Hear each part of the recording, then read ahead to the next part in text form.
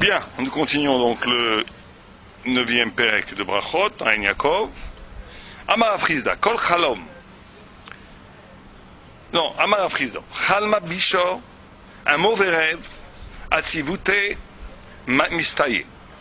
En d'autres termes, dit Rashi, un mauvais rêve, oui.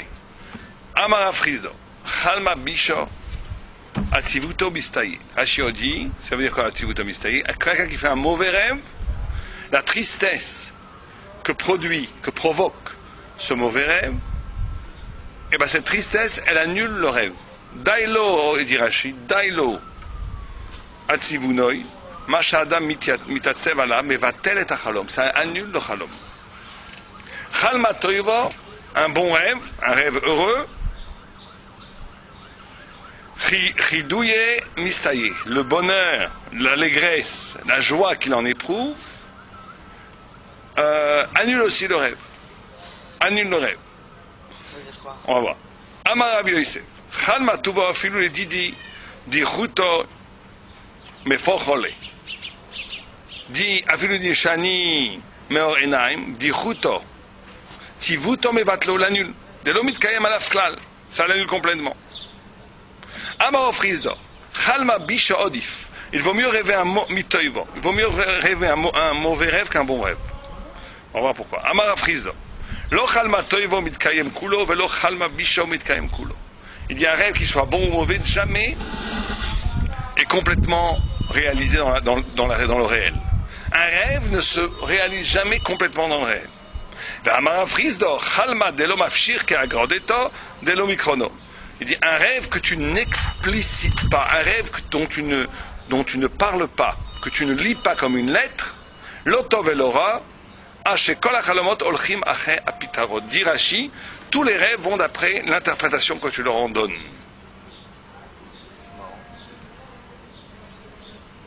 Bien, on va juste essayer de commenter ces 4 propositions. Donc, première proposition, la notion, déjà la Gemara sous-entend que le rêve n'est pas simplement une marée, une dimension de l'ordre de l'onirique, de l'ordre du fantaisiste, mais qu'il a un impact sur le réel, puisque tu vois que le rêve, qu'il soit bon ou mauvais, peut se réaliser, ou peut être annulé, mais en tous les cas, il y a un affect sur le réel. Le rêve serait donc, comme la Gemara le dit plus loin, 1/60 de la prophétie, a un pouvoir prophétique. Le rêve a un pouvoir prophétique. Le rêve a un pouvoir prophétique. Maintenant, toute la fonction du rêve pour les Chazal a une fonction d'avertissement ou d'augure. On te dit, si tu as un bon rêve ou un mauvais rêve, ce qui va se passer pour toi, dans quelle situation spirituelle tu te trouves. En d'autres termes, là on arrive déjà au cœur du chapitre. Une personne vit une vie où il vit une vie conditionnée par les faits, par le réel. Et il oublie, à cause du rythme de la vie, la dimension du sens de ce réel. En d'autres termes, c'est comme si on te mettait dans une épreuve, et tout le sens de la vie, c'est de donner un sens à cette épreuve, ou de dépasser l'épreuve, ou ne pas succomber à l'épreuve. Mais très très vite, quelqu'un au cœur de la vie oublie que la vie est une large épreuve, et le lieu même où tu vas pouvoir gagner ou perdre des choses. En d'autres termes, la vie est le lieu même où tu peux gagner ou perdre des choses. Et la vie en tant que vie n'a que peu d'importance si ce n'est ce que tu en fais. La vie en tant que vie, le réel en tant que réel, n'a qu'une importance subalterne par rapport au fait que ce n'est qu'un prétexte pour toucher au cœur de l'intrigue, au cœur de pourquoi tu as été créé, au cœur de l'épreuve qui va te permettre de réaliser quelque chose caché en toi, ou de ne pas répéter une faute dans laquelle on te donne la chance d'y échapper. Donc la vie serait la mise en scène ou l'espace dans lequel on met l'homme, ou pour réaliser des choses, ou pour ne pas succomber à d'autres choses. Mais l'essence même de la vie en tant que vie, la vie en tant que vouloir être, en tant que santé à exister, en tant que volonté de posséder, en tant que volonté de montrer que tu réussis quelque chose. Tout ça n'a que peu d'importance, tout ça n'est qu'une mise en scène. Imaginons un acteur sur un plateau de théâtre qui tout d'un coup, dont la fonction serait par exemple de détruire une table, et tout d'un coup il dit je ne veux pas détruire la table, ça coûte trop cher. Je veux la garder. Il casserait la pièce, il casserait toute la mise en scène. Dans la mesure où la table n'a qu'une importance que dans la mesure où elle est là pour être cassée. Si tu ne la casses pas à cause de considérations économiques, tu casses tout la chose, tu fais un dégât économique infiniment plus grand. Tout le monde va crier rembourser. Donc en d'autres termes, la première chose qu'on te dit ici, c'est que le rêve a cette qualité de dépouillement de tout ce que la vie dans sa quotidienneté, dans sa réalité, te fait oublier le sens de l'être. Le rêve peut te ramener à l'essence des choses, peut t'éveiller à la mission pourquoi tu es sur Terre, peut t'éveiller en te disant attention, tu fais une avéra, tu vis une vie qui n'est pas la vie que tu es supposé vivre, etc. Tu as vu le lien avec le rêve, là, vous avez dit, il y a des choses qui deviennent secondaires et d'autres plus importantes. D'être passé au rêve. J'ai pas vu le rêve. Alors c'est pour ça qu'on nous explique. On va voir dans 2 minutes. Ce qu'on nous explique, c'est que le rêve, lui, est dépouillé. Le rêve est purifié de toute la socialité. Le rêve, quand quelqu'un a un mauvais rêve, c'est qu'en vérité, il comprend que sa vie et le projet de sa vie, il y a un décalage. Et le grincement de ce décalage se fait ressentir dans le rêve. C'est le rêve le rêve est un sentinelle. Le rêve est un sentinelle. On va commencer par le rêve négatif, d'accord ? Le rêve négatif est un sentinelle. Le rêve négatif te dit, voilà. Alors, certains athées ou psychanalystes vont analyser, ils ont d'ailleurs la même analyse. Simplement, ils vont dire, le rêve dans la psychanalyse, c'est toujours une frustration ou un malaise qui, au lieu d'être traduit, qui ne peut pas être traduit consciemment à cause de la censure, mais au moment où le rêve, la censure est lâchée, donc dans le monde de l'onirisme, on peut, oui, parler de ce malaise. À ce niveau-là, l'analyse est juste. Là où ils se trompent complètement, c'est qu'ils sont complètement enfermés dans l'être. Ils ne comprennent pas que cet éveil-là vient de l'au-delà, vient de Dieu lui-même. Mais en tous les cas, le rêve a pour fond, le rêve est un espace dégagé des contraintes sociales, des contraintes du réel, qui permet à l'homme d'avoir paradoxalement une lucidité plus profonde et plus exacte que s'il était éveillé. Simplement, il ne se l'avoue pas. C'est pour ça que le texte nous dit tout de suite, celui qui a un mauvais rêve et qui fait tchouva, qui a eu de la tristesse pour ce mauvais rêve, le fait de même que de la tristesse d'un mauvais rêve, une angoisse avec un mauvais rêve, ça annule déjà le négatif du rêve. Parce qu'en vérité, tu fais tchouva quand tu fais ça. La fonction du rêve a déjà été épuisée, puisqu'on t'a dit, attention, tu ne vis pas la vie que tu dois vivre. Donc si tu es triste, on te dit, voilà, tu ne vis pas la vie que tu dois vivre. Tu es à côté de ce que tu dois vivre. Tu es à côté de l'essence même de ton essence. Et donc, c'est déjà un début de tchouva. Et ce début de tchouva est suffisant pour annuler la mauvaise augure du rêve. La mauvaise augure du rêve. Ça, c'est le premier pan. Le deuxième, pareil quand tu as des rêves positifs, quand tu as des rêves heureux. Rêve heureux te montre une promesse. Chaque personne ici, et on ne se rend pas compte combien on gâche la promesse. On gâche énormément de promesses. L'homme, Dieu a promis énormément de choses merveilleuses à l'homme, à chacun d'entre nous. Énormément de choses, plein de bonheur. Des bonheurs magnifiques, des bonheurs de rencontres, des bonheurs de vie future, des bonheurs d'interprétation de la Torah, des bonheurs de compréhension de la Torah, des bonheurs même d'argent, des bonheurs de toutes sortes de choses. L'homme est cerné par des promesses de Dieu. Simplement, l'homme ne les voit pas. Il a un fils merveilleux, au lieu de répondre au sourire du fils, qui s'il avait simplement répondu à ce sourire, rêvé qu'il aurait une relation magnifique avec son fils, il ferme le regard, il tourne le visage, il ne prête pas attention à ce bonheur qu'il lui donnait, qui est un don, qui est une grâce. Au lieu de répondre au sourire du fils par le sourire, il tourne le visage. Et là, il ne se rend pas compte qu'en tournant le visage, il s'est coupé de tout un champ du bonheur. Il s'est coupé de tout un champ du bonheur. Un champ du bonheur énorme. Et donc le rêve, encore une fois, le rêve ici est le sentinelle du bonheur. Il te dit attention, tu passes à côté de choses magnifiques qui peuvent arriver. Réveille-toi. Réveille-toi, sache saisir l'opportunité du bonheur qui t'est donné tout le temps par Dieu et que tu ne saisis pas. C'est la promesse. Ce que nous dit le texte ici, c'est qu'attention. C'est qu'encore une fois, tu peux traduire ce bonheur comme une consommation immédiate, être heureux d'avoir fait un bon rêve et ne pas du tout l'interpréter comme un éveil de tchouva, et dans ce cas-là, ça annule le rêve. Tu perds la promesse aussi. En d'autres termes, au lieu de prendre la promesse heureuse qui t'est donnée par le rêve comme une invitation à accueillir le bonheur qui te cerne dans la vie réelle, tu le prends comme un fait en soi à consommer, un bonheur immédiat à consommer. Et cette consommation du bonheur immédiate neutralise la portée fantastique du sens, du message que le rêve te donnait pour pouvoir saisir le bonheur dans la vie réelle. Donc des deux côtés c'est pareil. Des deux côtés, c'est ta relation au rêve. C'est ta relation au rêve qui va changer la portée du rêve. Ton rapport au rêve va changer la notion même du rêve, l'impact lui-même du rêve. Et là, il y a trois genres de personnes. Il y a une genre de personne qui va dire, moi le rêve, j'y crois pas. Donc le rêve, j'y crois pas, c'est quelque chose qui est de l'ordre de l'inconscient, de l'ordre de choses qui n'ont aucun impact dans le réel. Donc en vérité, ils se coupent complètement à la transcendance. Ces gens-là sont des gens, mais ça peut exister, mais c'est des gens religieux. Hein. Même des gens religieux peuvent avoir ce genre de relation au rêve, où ils n'entretiennent une relation avec eux-mêmes qu'au niveau de la conscience. C'est une erreur? C'est une très grave erreur. Dans la mesure où le rapport au rêve, le rapport à toute une pan de mon être, où je n'ai pas de maîtrise, ou quelque chose qui est au-delà de la maîtrise, et peut-être une relation encore plus intime que j'ai avec Dieu. On ne peut pas dire qu'il y a de la maîtrise dans le rêve, qu'en fait on rêve de ce qu'on a, comme il dit Freud, des refoulements, quoi. Qu'en fait, de ce qu'on n'a pas pu... La Gemara parle de ça plus loin.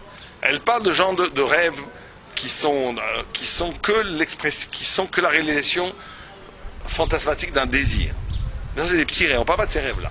On parle ici d'un rêve sombre, annonciateur, ou d'un rêve qui est un rêve de bonheur, qui annonce quelque chose de véritablement qui a lieu au bonheur de ma vie. Il y a certains rêves qui ne sont en vérité que j'ai vu quelque chose en journée que je n'ai pas pu consommer, la nuit j'y rêve. Bon. Ça c'est des rêves enfantins, la Gemara appelle ça. C'est des rêves d'enfants. Les enfants rêvent beaucoup comme ça. Mais on parle ici de rêve d'adulte. Le rêve d'adulte, c'est pas simplement le rêve où quelqu'un s'aménage dans le rêve la possibilité du transgression du désir, ou même non de transgression, de la possibilité du plaisir qui n'est pas possible dans la vie réelle. On ne parle pas de ça. Ça, c'est un rêve enfantin. On parle d'un rêve qui a une portée plus grande. Un rêve qui dit quelque chose. Et il peut dire aussi bien quelque chose dans le négatif que dans le positif. Mais ce qui est important de nous dire, on a dit il y a trois sortes de personnes. Il y a une première sorte de personne qui, elle, n'a aucune relation avec ses rêves. La Gemara appelle, ou bien qui ne rêve pas, la Gemara appelle cette personne-là un rachat. Et que cet homme est un rachat. Pourquoi est-ce qu'il est rachat? Quelqu'un qui ne rêve pas un rachat. Alors, une des explications, s'il ne rêve pas, il vit tranquillement dans les quatre armotes de la réalité, il n'a aucune relation avec la transcendance. En ce sens-là, il est rachat. Il est tranquille avec ce qu'il a, avec son petit boulot métro dodo, ou avec ça peut être dans les chibodes, il a son petit céder, il revient. Rien de grand se passe dans sa vie, il s'est enfermé dans le quotidien de la vie sans donner une dimension transcendante à sa vie. En vérité, la Gemara l'appelle un rachat. Un rachat, le Rav Simcha Zissot dit qui est le rachat? Celui qui n'a pas d'imagination. C'est extraordinaire. C'est de dire que c'est quelqu'un qui n'est pas capable de se projeter plus grand que ce qu'il est aujourd'hui. S'il est contenté, s'il vit dans le contentement de la petitesse de sa vie quotidienne, c'est un rachat. Parce qu'en réalité, il n'est que ce qu'il est. Il n'a pas cette dimension de grandeur. Le rêve t'invite à quelque chose d'autre, t'invite à une part de toi-même qui est sacrifiée, te réveille à une part de toi-même qui est sacrifiée, que ce soit le rêve négatif ou le rêve positif, les deux sont les sentinelles d'une dimension en toi qui est dévastée par le mépris que tu as de ta propre grandeur. C'est ça le sens du rêve. Ça c'est les deux premiers mouvements de la Gemara. Troisième mouvement, qui est le plus extraordinaire, c'est de dire que le rêve n'a de sens et n'a de portée que par rapport à l'interprétation que tu en donnes. En d'autres termes, il dit un rêve. C'est pas logique. Attends, on n'a pas fini, excuse-moi. On a dit qu'il y a trois sortes de personnes. Une première forme de personne qui est une personne qui n'a aucune relation avec ses rêves, qui est coupée de toute forme de transcendance. Une deuxième personne qui a une relation avec ses rêves, mais qui a une relation d'angoisse avec ses rêves. Ça veut dire en vérité qui est oui ouvert à quelque chose de plus grand que le quotidien, mais tout ce qui est de l'ordre de l'au-delà du quotidien le trouble. Il a une relation avec elle, mais ça le rend nerveux. Ça fait qu'en vérité, il est dérangé. Il n'est pas fermé, c'est pas un rachat. Il ne s'est pas coupé à la transcendance, mais il est dérangé par tout appel Ah, il aimerait que ça n'arrive pas. Il aimerait que ça n'arrive pas, et surtout il est dérangé parce que ça veut dire que il est oui connecté avec une partie de lui-même, mais cette partie de lui-même le dérange. Il a un rapport d'angoisse. Cette personne-là, elle a une possibilité de faire tchouva. Elle peut s'ouvrir à la dimension du rêve, mais il faut qu'elle fasse très attention. Son tikkun, c'est de ne pas avoir peur de l'étrangeté qu'elle porte en elle-même. Chaque personne porte quelque chose en lui, quelque chose qui est étrange à son propre soi-même. Or, cette étrangeté, qui est une part intime de nous-mêmes, est peut-être la part la plus sacrée de nous-mêmes. Et d'avoir peur de l'étrangeté en nous, c'est d'avoir peur de la part sacrée qui est en nous-mêmes. La part sacrée qui est en nous-mêmes est la part la plus importante. Or, elle nous fait peur. Parce qu'elle échappe encore une fois à la maîtrise. Et le troisième type d'individu, c'est le tzaddik, qui lui, au contraire, le tzaddik essaie toujours d'avoir des relations avec Dieu dans toutes les dimensions.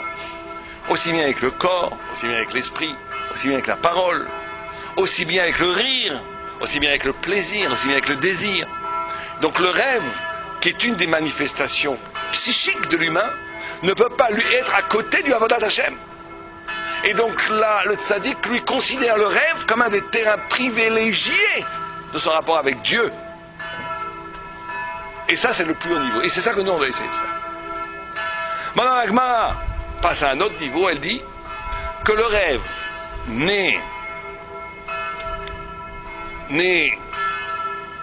n'a d'affect que dans la mesure où tu l'interprètes. C'est l'interprétation du rêve va lui-même donner toute la dimension ou bien prédicative, ou bien d'affect réel du rêve. En d'autres termes, ce rêve n'a de sens et n'a d'affect que dans la mesure où tu lui donnes de l'importance. Il y a un retournement de la Gemara à ce moment-là. C'est qu'à ce moment-là, la Gemara dit que ce n'est que l'interprétation, que ce soit en bien ou en mauvais. Rashi dit même une phrase très lourde. Il dit, comme une lotov velora, ou shakol chalomois olchim acher pitroin. Tous les chalomot, ils vont d'après l'interprétation. Comment est-ce que c'est une chose pareille? Comment est-ce qu'un rêve peut être aussi tributaire de l'interprétation que tu lui en donnes? Donc si j'ai un mauvais rêve et je l'interprète bien, ça va être un bon rêve. Si j'ai un bon rêve et je l'interprète mal, ça va être un mauvais rêve. Ça a l'air de neutraliser complètement la dimension spirituelle, justement la dimension de non-maîtrise du rêve. Comment est-ce possible? Qu'est-ce que veut dire le texte? Alors c'est comme ça. On nous dit ici une chose très importante. On nous dit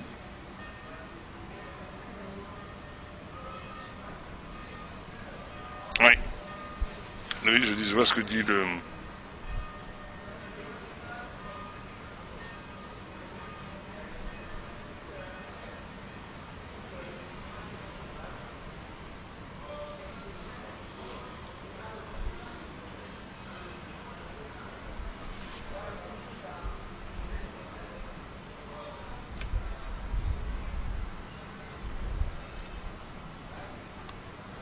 Bien. On nous dit qu'en vérité, et là c'est une vue très profonde, que le rêve, que l'homme a la liberté effectivement de se couper de cette part en lui qui est sacrée, qui est inconsciente, qui est de la non-maîtrise. Et qu'en vérité, tout ce que l'importance du rêve, c'est justement l'importance que tu peux en donner.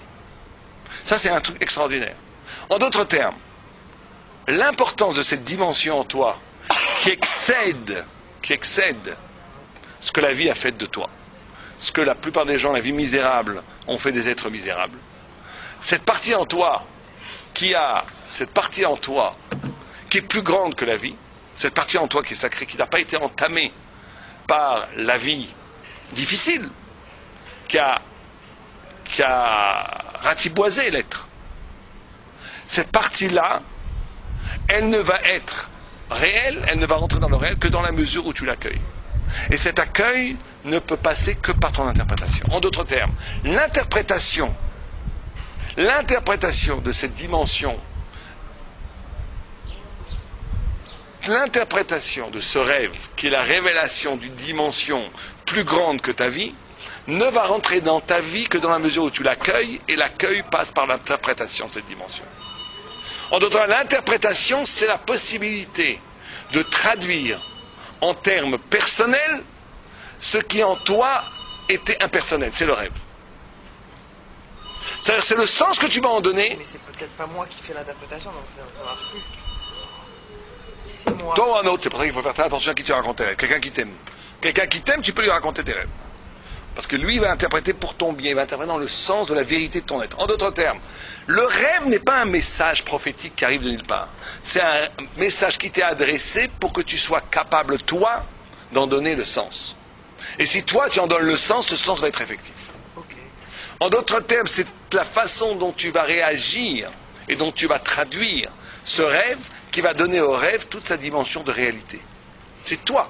Et on peut élargir le principe. On peut élargir le principe qu'en vérité, un rêve n'est rêve, il n'est rêve dans le réel, ici, il n'a d'affect ici, que dans la mesure où toi tu prends en charge sa dimension d'augure, sa dimension de prophétique.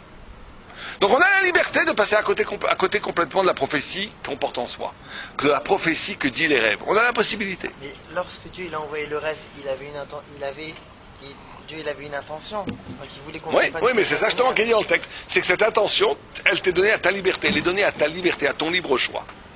Tu as le droit de dire, tu peux le dire, on est obligé de l'interpréter. Parce que sinon tu es dans la première catégorie, de celui qui est coupé de la transcendance. Mais on te donne la liberté justement de ne pas être soumis à l'augure. C'est toi qui vas faire ta propre augure. C'est toi, parce que sinon l'homme devient un objet. L'homme devient un objet des augures. On va te dire un jour, sinon on tombe dans la superstition. On voit un oiseau, ça veut dire ça. On voit un truc, on va dire ça. C'est ce que dit le Rambam. C'est à peu près ça, non? Non, parce que justement, c'est l'interprétation que tu en donnes. Alors on parle d'une vraie interprétation ici. La interprétation que tu en donnes, c'est une réappropriation du sens. Donc comme c'est une réappropriation du sens, c'est le contact, en d'autres termes, ce que dit ici le texte. C'est que c'est le contact entre la part irrationnelle et rationnelle qui te constitue, qui est l'essence même du sens de ta vie. Tu as une part en toi qui est irrationnelle. Oui, d'accord. Tu as une part en toi qui est rationnelle. Ouais. De vivre complètement dans l'irrationnel, tu deviens victime. Oui. Parce que tu deviens un objet de cette irrationalité. Oh, ouais. De vivre complètement dans le rationnel, tu deviens un rachat. Parce que tu te coupes complètement de la dimension transcendante. Ouais. Le baiser entre l'irrationnel et le rationnel, l'interprétation du rêve permet le pont entre ces deux dimensions de l'être qui vont donner le sens réel à ta vie. C'est ça le pshat. Non, ça je suis d'accord, mais quelle est la distinction entre lorsque je vois un oiseau, un chat noir, là je vais dire... Parce que c'est pas à toi ça. Ça c'est pas à toi, un chat noir. Oui, mais alors le chaleur il fait partie de ma vie, il est passé devant moi.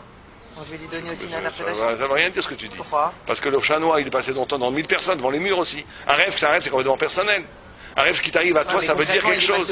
Non, on s'en fiche, le chat noir qui passe devant toi, quelle importance ça a par rapport à toi? Ça va peut-être un chat blanc, un chat gris. Oui, mais si on n'interprète aucune chose n'a de... Mais ça, c'est un autre sujet, ça. Qu'après, bien sûr, il y a une façon d'interpréter tout, Alpitora, mais ça, la plupart des gens ne le font pas comme ça. Ils interprètent de façon cliché. Un chat noir, c'est le bonheur, Oui, un cheval noir, c'est le bonheur, un cheval blanc, c'est le bonheur. Ça, c'est la superstition. Parce que tu commences à donner du sens à des choses qui c'est pas du tout leur vrai sens. C'est un sens de balabatiche, c'est un sens que le peuple dit, ça n'a aucun rapport avec la vérité. Mais quelque chose qui t'arrive à toi, une image que tu vois dans rêve, un message qui t'est dit en rêve, c'est quelque chose qui forcément a du sens pour toi, donc interpelle ton interprétation. Plus que le film. S'il y a une fourmi qui passe devant moi, je ne vais pas commencer à l'interpréter. Oui. Tu peux, le tzaddik, comme Moshe Rabbeinu, oui. Si tu es grand comme Moshe Rabbeinu, ou comme les prophètes, ils étaient capables de donner un sens, de lire n'importe quel événement. Alpitoïa, d'accord? Ça, c'est pas la superstition, parce qu'il faut avoir le pouvoir de le faire. Là, la superstition, c'est quelqu'un qui donnait du sens, pas parce qu'il a le pouvoir de donner du sens, mais parce qu'il projette ses angoisses ou il répète des stigmates que le peuple dit. Ça, c'est de la superstition, on ne parle pas de ça du tout. C'est pas de ça qu'on parle. On parle d'un rêve qui... Maintenant, tu peux interpréter ton rêve de façon superstitieuse. Comme tu peux étudier un texte de Torah, tu peux tout faire de façon superstitieuse. On ne parle pas de ça.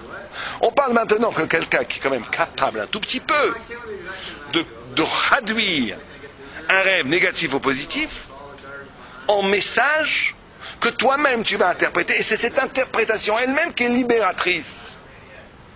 C'est le fait même que tu peux interpréter le rêve qui donne au rêve sa dimension libératrice, parce que ça veut dire que tu te montres que tu n'es pas une victime, et que tu ne fuis pas, et que tu ne t'en coupes pas. Tu n'es ni dans la première dimension où tu te coupes, ni dans la deuxième où tu fuis, tu commences à te rendre dans la troisième dimension. Alors quelqu'un qui donne sens à ses rêves, qui vit, qui a un contact avec Dieu à l'intérieur même du pouvoir de rêver. C'est-à-dire, ce fait-là Ce fait-là de donner, de dire la chose, de dire, c'est ça que ça veut dire pour moi. Maintenant, en vérité, même si le rêve ne disait pas ça, c'est ça qui est extraordinaire. Si à la limite, c'est que Rachid dit, Akol olair les filles pitron achalom. À la limite, même si le rêve ne disait pas du tout ce que tu as interprété. C'est pas grave. Si tu l'as interprété comme ça, cette interprétation va donner un affect à ton interprétation va être l'affect premier. Même si l'interprétation est erronée en essence profonde. Peut-être que tu es passé à côté du message du rêve. Mais le fait que tu en donnes cette interprétation, c'est ta relation que toi tu vas avoir entre le rationnel et l'irrationnel. Ce pont-là, cette soudure entre le rationnel et l'irrationnel au cœur même de ta vie, va te libérer. Donc il ne faut pas avoir peur des rêves, il faut les interpréter. Si j'interprète pas de manière positive, c'est très négatif. Naturellement, mon cerveau il va penser... Eh ben c'est mauvais, il faut pas l'exprimer, il faut l'exprimer oralement. Mais si tu as tout le rêve va d'après l'interprétation. Si tu l'interprètes de façon négative, tu amènes du négatif sur toi. C'est quoi ce sens qu'il faut l'interpréter oralement? Si je reçois l'idée dans ma tête, mais je l'exprime pas. C'est aussi le problème, et moins, parce que l'oralité, Dvarim Shebelev lo avet dvorim. Et on a un grand clan que Dvarim Shebelev lo avet dvorim. Mais s'il y a une interprétation, c'est quelque chose de personnel, donc ça rentre pas en... D'accord, mais on te dit que la chose, pour qu'elle existe dans le monde, elle doit être interprétée. Or, pour qu'elle existe dans le monde, elle doit apparaître. Comment elle apparaît? Ou par l'écriture, ou par la parole. Maintenant, une interprétation à la pensée, ça apparaît dans le monde au niveau de la pensée, mais c'est très faible par rapport à une interprétation orale. La parole, elle a le pouvoir de dire les choses telles qu'elles sont, de décrire le phénomène. Beaucoup plus fort que la pensée à ce niveau-là. Donc ça, c'est les trois possibilités qu'on a dit.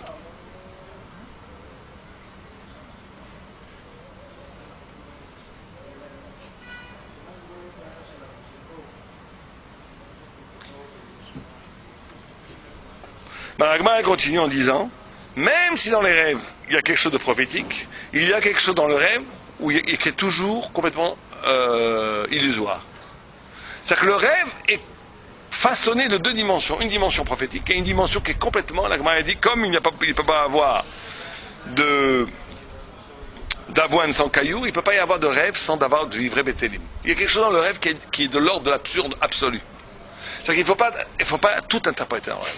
Il faut laisser une partie au rêve, il faut même dans l'interprétation, il faut laisser à son rêve cette partie irrationnelle. Tu ne peux pas rationaliser totalement le rêve. Tu ne peux pas donner sens absolu au rêve.